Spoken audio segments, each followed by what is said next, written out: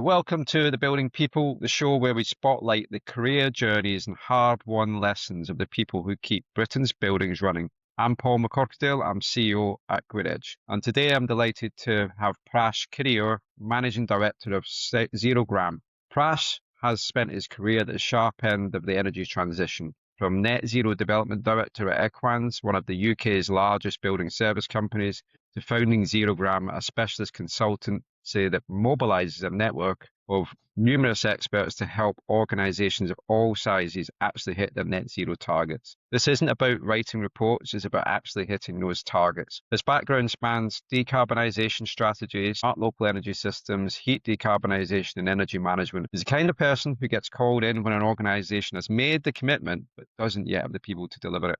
Ash, welcome to the show. Thanks, Paul. That's a great introduction. I didn't write that, but yeah. Yeah, that's well, it's often we see that when people join the show and you kind of reflect back, because nobody takes the time to reflect back on what they've achieved. It's a fantastic journey. So it's really good to have you here today because we look forward to hearing more about that journey. Yeah, no, thanks for having me. It's great. It's great to see you as well. It's been a while since we last spoke. So yeah, good Nice to to catch up along the conversation, Prash. Yeah, I look forward to it. And I suppose that just starting that piece, you just said it there, but it's often that, you never very often stop and look back at your journey. But, you went from a sustainable energy systems degree at Edinburgh, I think it was, and to frontline BD, I think it was Angie at the time, to sort of now running your own consultancy. Bit of a journey, but, what made you eventually go down that independent route rather than, climb that corporate ladder? You had that opportunity, but what made you go this journey?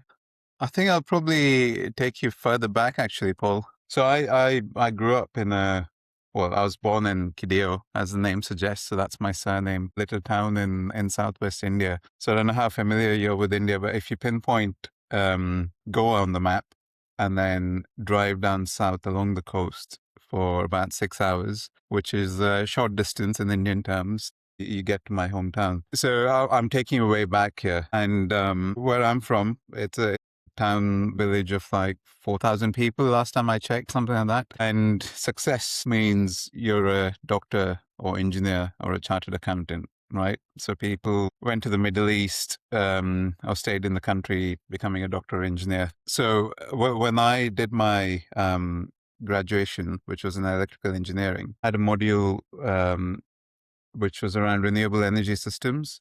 And that got me thinking about sustainable energy. This was, I probably was 16 or 17. But linked to that, it was always going to be, what can I do within sustainable energy system that actually makes a difference? And now, whether through companies and corporates and having that sort of corporate backing or doing it myself. So the journey started from there. Once I completed my degree, that's what got me to Edinburgh to do my master's. And as soon as I did that, then my first job was for a startup as well. So I started my career with a startup called Carbon Masters. So doing carbon footprinting, doing carbon certification similar to the Carbon Trust Standard.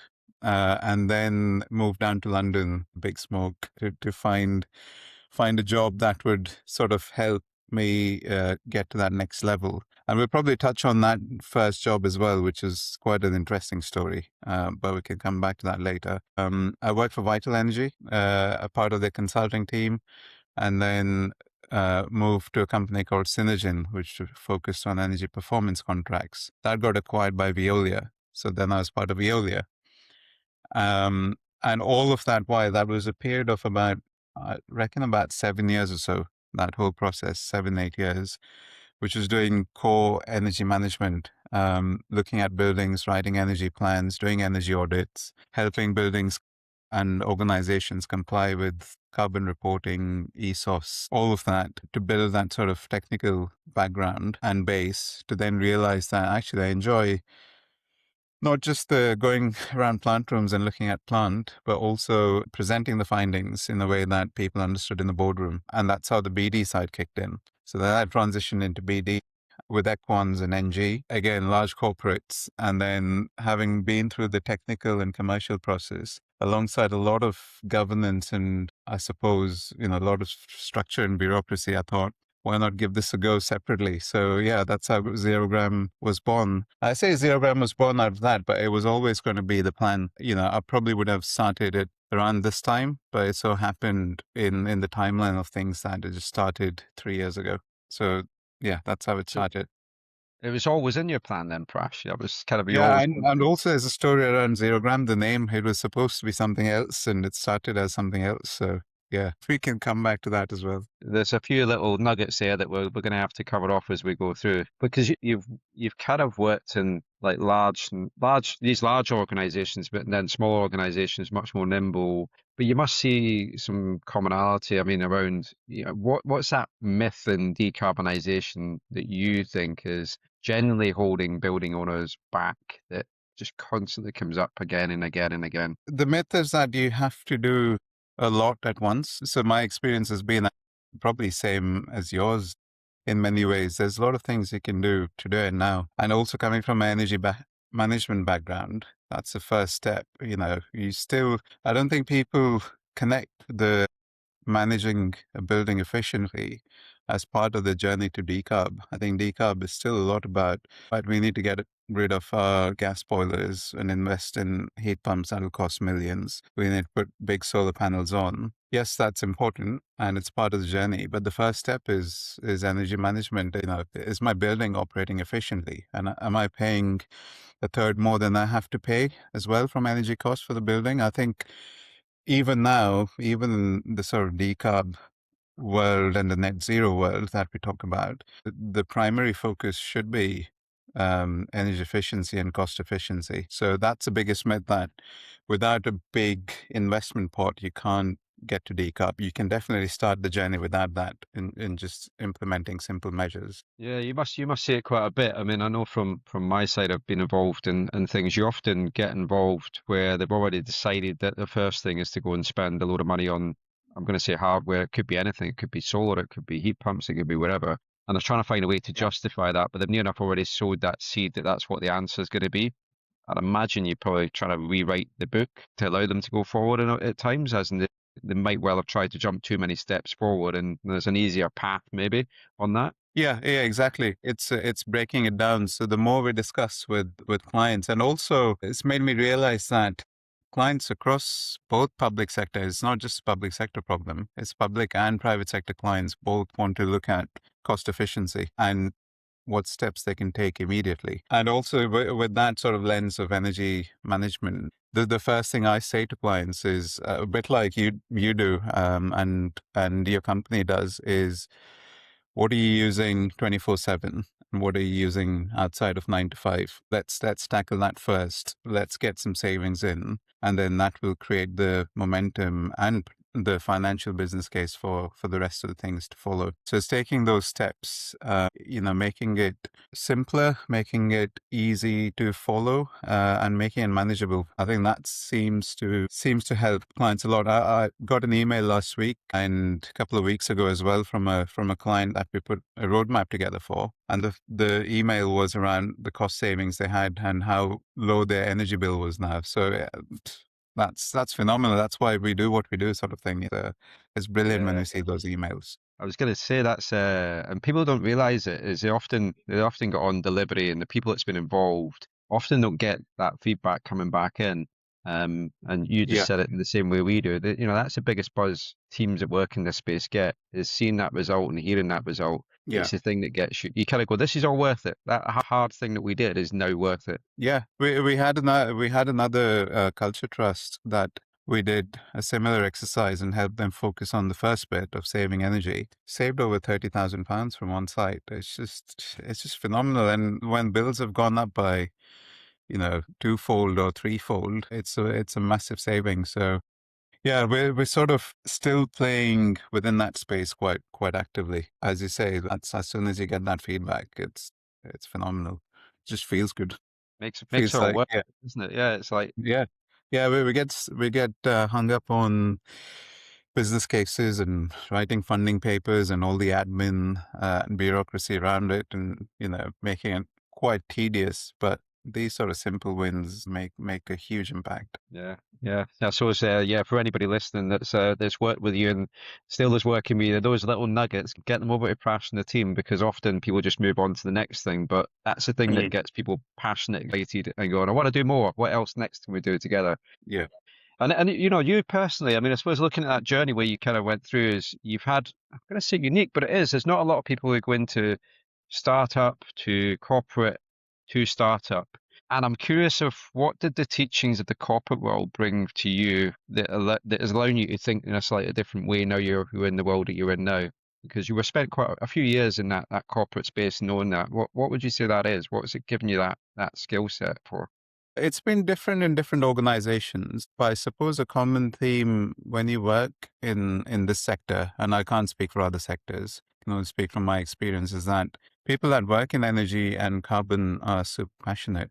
They're there, yes, it's a job, but they see that as more than just a job, see that as a bit of a purpose. So that was really good to see. I've come across some phenomenal people who are so passionate about going to site, helping clients out. I'd say from a people point of view, that's the biggest thing I've noticed. And also from the transition from the big companies and back into startup is learning some of the necessary governance and commercial screening aspects that come in handy.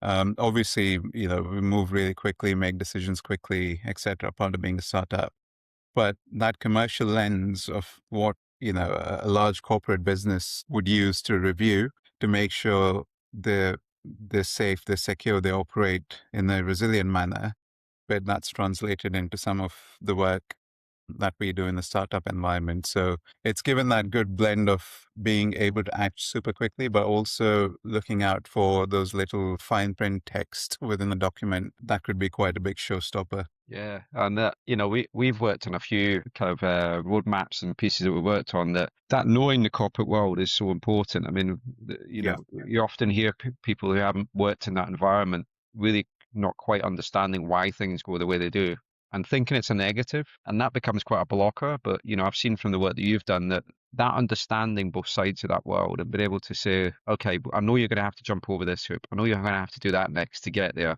Let me Yeah. help you ahead of it, and I've seen it working with you, and that must pay dividends because there's a lot of startups that won't understand that and go, well, this is your answer, and it's like, well, that Yeah. is the answer, but I've got six other hoops I've got to get through a corporate world before I get there, and you're not Yeah. really helping me because you don't understand it, but you've been in that world and done it. Yeah, yeah, exactly. And I always say to some people that I've got an understanding boss who makes decisions very quickly. So I just need to stand in front of the mirror and ask him. So yeah, and also the other thing is colleagues and friends are made along the way in the corporate world, which I probably wouldn't have made if I wasn't in that environment. Working with lots of colleagues, I still work with them. They're still clients, still partners, Yeah, still friends. So it's that's probably one of the most invaluable things I've got out of that corporate world, as well as connections and network and people that are really helpful and caring and passionate, obviously, like I said earlier. So it's been great. I couldn't have done one without the other. It's yeah, just one's fed into the other. yeah. And I mean, that thing, like anybody, yeah, I often ask people about, for a better word, what's the thing you can do that other people can't do? And often people don't realize that thing because they just assume, all of us do our work and we're day to day. You just assume everybody else knows it because you do it. It just happens. But off that part, you're just talking about there, the relationships, understand the processes. Not everybody's got that and be able to bring that to the table. But that ties in to when I see what you've done, you've kind of been given net zero, I'm going to say roadmaps. Here's not necessarily a theory, but here's what you could do. And then you're now playing also in the world now where you're going, well, there's your net zero roadmap, and now we need to make it happen and we need to make Mm. some improvements. Has that changed the way that you've had to work or changed the way your team has had to work to make these things happen? Yes is a short answer. That's mainly because of the change in funding landscape we're all aware of. So public sector decarb scheme and low carbon skills fund, which is driving a lot of the non-domestic growth in decarbonization and projects. That has had an impact, no doubt. And the role we've previously had was, help clients secure that sort of funding application, take them through the process, and then help them as a client engineer to get those projects over the line. Right now, there is a bit of a limbo in how these projects are going forward. But what we're starting to see is obviously the landscape is changing from a government perspective. There's focus on community energy schemes, the local power plan, which is still being developed. So we're sort of seeing a bit of a shift, if I was to speak entirely about the public sector, into that community energy scheme and potentially public sector buildings being part of that scheme. But also the other side is how do we then use the intelligence and the information we've got from these roadmaps to then drive private sector, private investment conversations. So within the London area, for example, there are schemes. So I think we've probably even discussed this London Edge Fund, which is set up to actually cover the gap in PSTS. So it allows for, projects, multi-million pound projects to be invested in from a private sector initiative perspective. We're getting into that space where we're trying to bridge the gap now between what the client wants from a delivery perspective to all this private sector funding that's sitting out there to bridge the gap, to see how within the governance and procurement spectrum, how we can then bring those two worlds together. You often see that piece with the funding structures, funding availability, depending on what's happening at that moment in time, really changes what is feasible and what's possible, isn't it? I mean, it's changing a lot. We've seen it in the last couple of years, really change, go one way, go the other way. Yeah. And often people getting left a little bit in limbo as well with what they thought was there and now no longer there as well, and they're having to change Yeah. shape and direction. Yeah, that makes me think, and I don't know what you're seeing in your world, Paul, but the conversation sort of has gone back from net zero decarb to more of energy resilience and cost savings. It's still, especially working with central government departments, the core focus now is cost resilience and energy resilience. And a byproduct of that is net zero and decarbonization. The third one to add within that spectrum is social value and affordability, which then becomes the core drivers, and then decarbonization as a byproduct. I don't know if you've seen similar Yeah, perception. we probably have, Prash. It's we see it go in waves, and it depends on the organization as well, though. But we do see we're really passionate about from a planet point of view of what can we do better that's going to make the world a better place. The carbon reduction is probably our biggest driver at Great Edge, but ultimately most customers that's a secondary usually somewhere along the line, even when it seems like it's a primary. Usually when you get Yeah. really under it, and I suppose that's where I'm curious from your point of view as well. Like, what is that? I'm going to call it a North Star, but what is that target? What is that success metric that you see more of? What's the thing that really matters that usually helps things go over the line? Because there's a few things appearing at the moment. You've got the funding scenarios are all changing. There's private funding and public funding, and they're kind of all a bit like jelly at the moment. They're all kind of changing shape. Yeah. There's also things like the new buildings carbon metrics that are appearing in the UK market to try and standardize. But what is it you see from most of your clients that is probably the metric or the success metric that trumps them all? That if you get that right, everything else moves. Is there one or is it a mixture? I think it's cost certainty is number one. So if there was a proposition to the client that said, your costs would never go above a certain point, operating costs. I mean, ideally, you start seeing savings, but if there's a 5-year horizon and the client was sort of immune to the pricing volatility, market volatility, and there was cost certainty for a fixed period of time, I think that's number one. And that's me talking from an end client perspective. I think from a solution provider perspective, who are also clients for us, it's about how they can then leverage that to then look at bringing private finance to create a PPA, for instance. So then the end client gets that sort of cost certainty for 5, 10, 15 years, and the solution provider gets the revenue. So that to me seems like a win-win effectively. Yeah, from a solution provider point of view, it's how do we create pipeline, solve that problem, bring in private sector investment so we make our revenues and the client gets that cost certainty that they're looking for. That's one example that immediately comes to mind because of some recent conversation. At the moment, I think cost certainty is one, followed by compliance as well. So a lot of our clients, large clients, still not clear what compliance requirements are, when they have to do it, if they have to do it, how frequently they've got to do it in terms of carbon reporting and energy reporting sort of thing. So again, getting them comfortable with that, I think cost certainty and compliance seem to be two of the big ones from recent experience. You mentioned there, just reminded me, it's, you know, we see it lots, and what I've done all through my career, and often we get asked why a big commercial building operators, people running these sort of buildings, sure, they're really excited by more variable, flexible, tariffs and things like that. And they are, but the risk of it and the management of it is always a concern. If you're a CFO of a large organization, what you want to know is that your bottom line costs are static for the next 2 years, so you know what you can play with. Yeah. And that often gets forgotten about. So everybody goes, well, you surely want the thing that's going to be variable every day, and you might win off of this. And well, you usually do actually win off of variable, flexible tariffs more than you do a fixed, but for running your business, it's usually not that helpful. Is that kind of similar to what you see? Yeah, precisely that. Precisely that. Couldn't agree more, actually. I think there's so much uncertainty about how variable tariff works, time of day tariffs work, and, what's the mechanism behind it? How do we control it to get the best out of it?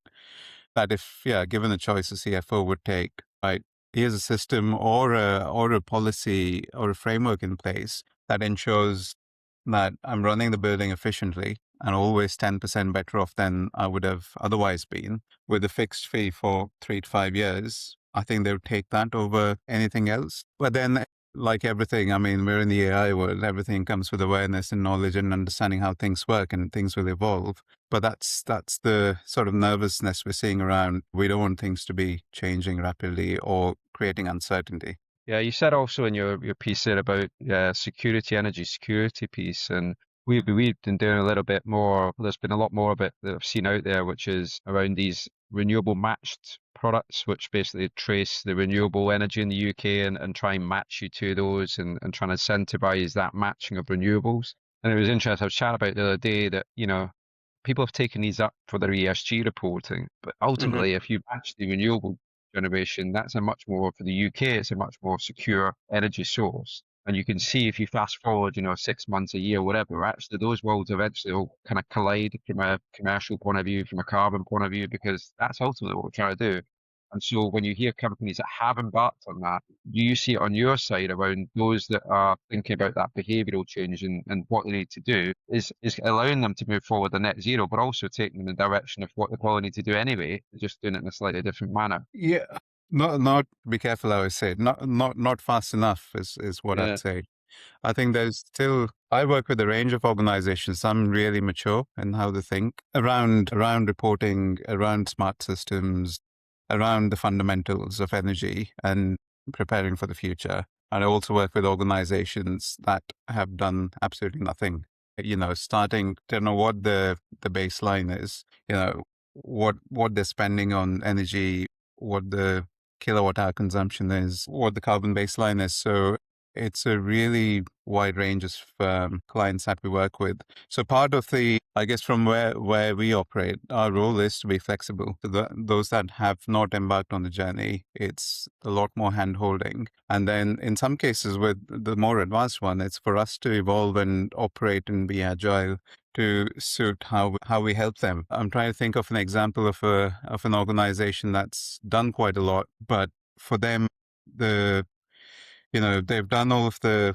baselining, quick wins, large scale investment. They're probably now looking for, right, how do we shout about this? And, what does that mean credibly from a PR perspective of looking at science-based targets or whatever certification they want to go after and maintaining that over time rather than, being at the start of the journey. So it's really a wide range. Yeah, and you've been you've been in the industry a while now.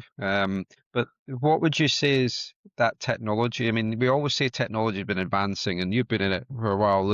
You've probably seen lots of different versions of tech over the years. What's the Yeah. thing that you wish that technology would actually help solve when you get, maybe I'm going to say frustrated, but you kind of go, well, surely we can solve. There's a thing here that could be solved. What would that be? Where could technology help in this journey? Technology is an interesting one. I'll probably have a bit of a biased view on this, and because we're sort of talking on the subject as well of energy management. One of my favorite things to do, even now, when I go to a client site, is I ask for an audit out of hours. So if it's a 9 to 5 building, I prefer to do an energy audit after 8 p.m. or after 7 p.m. And the insights you get from an out of hours audit, you never get when people are in there.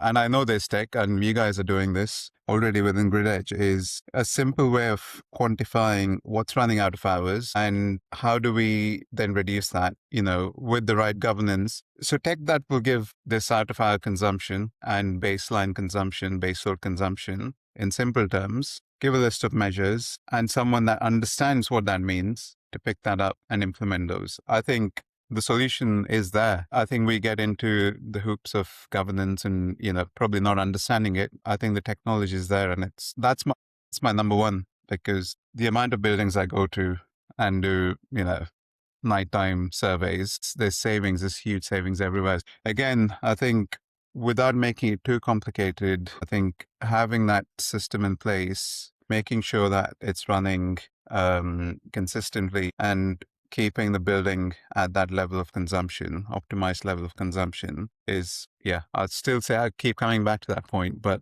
I'm really passionate about that aspect is really important. I'm totally with you. I'm smiling there because it's probably my favorite part of any conversation with customers is you get that initial what we probably think of easy data set, but show it in a way that everybody can understand, and you're kind of talking about the thing that they can do something about really simply, not lots of complexity, not really hard work. Whether that's actually the information from the data itself, or like you say, going in and doing an audit and you're kind of like, well, these things are on, why are these things are on, what's going on? Bring them to the surface, and all of a sudden you see the customer going, oh, I can see how I'm going to do something here. I can see I can make a difference because it's not trying to eat that elephant again. It's a slice, do something. Yeah. And customers that care, I would say, take them with you on that audit out of hours. Yeah. There's so many jaw-dropping moments going, can't believe this is on, can't believe this is running, full speed, that sort of thing. Yeah. I did a nighttime energy audit in Paris a few months ago on Champs-Élysées, actually, for a well-renowned brand. And it was, I think, a 9 p.m. to 1 a.m. audit of a large building. I wouldn't even say every floor, every zone and every floor, it was like jaw-dropping. But it's a classic example of, the set points and the settings were changed for an event or for a special occasion, and then you don't revert back to your optimized time schedules and time settings. One of the things with building is, yes, that one-time site audit gave those insights. But if you had the system and you've done that, you can then match it and you know that actually we now know why it's so high. Let's revert back to what it was. So yeah, it's an ongoing thing. It's not like doing your laundry once and then you just wear those clothes for the rest of your life. You just have to keep going back and maintaining those settings. So yeah, I can go on forever about that, but yeah, I'll stop there. Sounds like if anybody wants a nighttime audit, you're the person. Excited I'll send my by team now. We've grown the team, so yeah, they can do it. If it's in an exotic location, they can't mail. But I mean, you've worked with lots of people over the years, and I suppose who has made you think differently about how buildings operate and what makes them successful? Yes, I was waiting for that. So, remember I said there was a story about how I got my first job in London after I worked for the startup in Edinburgh. When I came down, I think I had a couple of years experience, 18 months, something like that, working for the startup, carbon footprinting, certifications, etc. And came down for an interview, sat down in this interview room with this gentleman, pulled up a few profiles on screen, and they probably asked me about 10 questions. I'm pretty sure 9 out of 10 answers were, I don't know, I'm not sure. I'm sitting there thinking, I thought I had 2 years or 18 months experience, and 9 out of 10 questions I said I don't know to. And then I got the job. So I think that coming back to the point, it's that individual who probably saw that, right, okay, A, I'm honest, and B, there's potential to learn, and so it was Simon Tilliard. So Simon's been my boss and mentor and we're still friends. So he still works he does jobs for Zerogram. He helps the team out. He still mentors them. What I learned from him is, I'll come back to the buildings question, but outside of the building question is giving someone a chance and an opportunity, and also sharing the experience and knowledge. So anytime I ring up Simon, he's always willing to give his thoughts, his advice, suggestions, recommendations. So that's number one. That's what I've learned from him. And then the other part I've learned from him is understanding buildings, reading energy profiles. I'd say to someone young coming in, fresh out of university or graduation, that wants to be in the sector, wants to operate in buildings, work in buildings, FM, energy, whatever, just learn to read energy profiles. And straight away, you can go to a client, talk to them quite convincingly and credibly about their energy profiles, where the opportunities are for savings, etc. So that's been the basic. I follow that till date, is getting a half-hourly profile, looking at it before going to site. That's a fundamental rule I followed till date. Yeah, that was Simon's influence, effectively, as a mentor and friend. That's brilliant. And the fact that they're also now mentoring your teams or your other people, that's, that knowledge is kind of been like a waterfall flowing through and cascading in multiple people. And it's Yeah, those little nuggets, isn't it? Everybody again overcomplicates some of this and thinks it's the biggest thing. It's sometimes that sounding board, that so what? Why are we thinking about it? What are we doing? That yeah. makes the biggest difference. Yeah, and there's lots of things I picked up from him. I gave a simple example of an energy profile because that's easy for people to get into, but it's the same thing around looking at heat demand profiles, creating heat demands for buildings, and then sizing up systems. How would how would the buildings sort of react in the coldest weather, and how do you then, from a design perspective, look at what systems need to go into place? How do you factor in that resilience aspect as well from a heating system design? So there's lots of different things. But yeah, those sort of fundamentals of, and even till date, a simple energy profile is so powerful, as you know. You go to a client and say, do you know if that's your profile, do you know what you're doing for this bit? And like, no, you can trim it. Do you know what you're doing for that bit? Actually, you shouldn't be consuming so much. So it's still very powerful. It's a very simple, effective, but fundamental trick. But it's often these bits that are, as you say, sort of fundamental that people jump over and they don't realize until you're further down it of why it's unraveling, because you haven't actually done, for a better word, the initial bits that really matter. Yeah. Yeah. And the importance of data as well. I know you talk about data a lot, but yeah, a half-hourly data set. Now we talk about 5 minute, 15 minute, great, but just get a half-hourly data set is still tell a lot from it. Yeah, yeah. Don't overcook. Some people wait till they think they'll get every single bit of data. You probably get enough. Just Yeah. get a way that you can see it, isn't it? Yeah. And I suppose Zerogram, you're working on complex estates, I think everything from, Royal Docks to global retail portfolios, and you talked earlier about, City of London and things like that. There's a lot of expertise where, I know you're really passionate about trying to help people move forward. And what sort of organizations, those that's listening today, who should maybe reach out to you, and how do they reach out to you? How do they, help them on their journey? What's those types of organizations that really should be talking to you today? Anyone that occupies and runs large buildings, I would say predominantly non-domestic buildings, yeah, would help them. So facilities managers, director of estates, operations managers, directors, and just find us through the website or on LinkedIn. We're quite active on LinkedIn. And that's also because, like I said, built a lot of, from ex-colleagues, a lot of friends and well-wishers in the network. And it's mainly to keep them sort of updated on what we're up to. So yeah, I think LinkedIn would be the best place to find us. And we work with all sorts, like you said. I mean, sometimes direct end clients, but other times through solution providers and large companies. We work on behalf of them for their end clients. So government, central government departments, prisons, hospitals, NHS, yeah,